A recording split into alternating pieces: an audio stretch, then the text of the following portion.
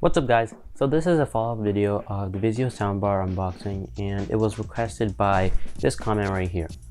And in this video we're going to look at the Vizio remote and explain what each button does. But before we get started, please make sure to subscribe if you're enjoying our efforts to give you quality entertainment. Okay, let's begin. So the first button is the input button. So if you press the input button, it cycles through different inputs such as aux, VA, optical, HDMI ARC, Bluetooth, USB, and aux again. And beside it is a Bluetooth button, so if you press it again, it'll go to the Bluetooth input just like you would press if you go to the input button, which if you hold it, you can notice that it goes to pairing mode, Bluetooth pairing, so you can connect to a phone, which I have done here, and you can play music through that way, or music or audio through that way. And of course, on the top right corner is the power button, which is pretty explanatory. And over here you can see those up, down, left, right, and OK dials like a normal remote does.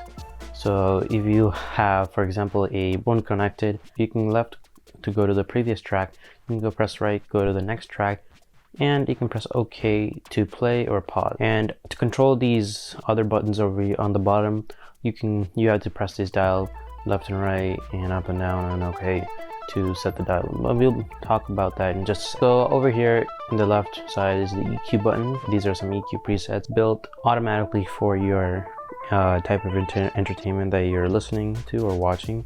The ones that are include movie, music, direct, game. Below that are the levels, meaning more manuals. Levels that you can manually, like each speaker you can manually adjust it. So we have bass, the treble, dialogue, the center, subwoofer, surround level, meaning like the rear speakers, and surround balance, meaning that if you want like one of the rear speakers to be louder than the other. Or beside that, in the middle is the volume rockers. You have up for plus and down for less volume. And of course there's the mute button, which is explanatory as well. And we'll get into the more complicated stuff, which is the setup and the effects. So first, if you press setup, you'll go to the info, which looks at the soundbar's info, meaning the input and the type of sound that it's using. And as we go down, there's auto VA, helps you connect to a voice assistant through either Bluetooth, aux, or both. Below that is full power, so which basically consumes less energy by either turning off or going to standby mode when there is inactivity. This is great if you don't turn off your soundbar at night. So next below those two are input search, which basically searches the input and looks for a valid input to set it to. Next there's the program remote, which helps you connect to your TV remote to the soundbar, like to control stuff like volume. Below that is power LED to turn off the LED on the soundbar, which you can see here.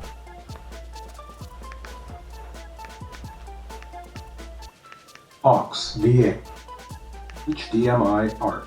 Below that is AV delay, which is used for some older TV because there might be some sync issues between the TV sound and the soundbar sound. Below that is the reset audio option, where you can just reset the audio settings only, and then below that is a reset all. It means it will come like you got it at first time, so like factory reset it. Next below that is speaker test, which tests all the speakers, which you can see here. Left front, center, center, right front, right front. And then below that is the Vizio to TV remote. So if you have a Vizio TV, you can toggle it to control or not control the soundbar. Is some options that you can do to give some effects. And the first one we have is surround sound, used for 5.1 sound.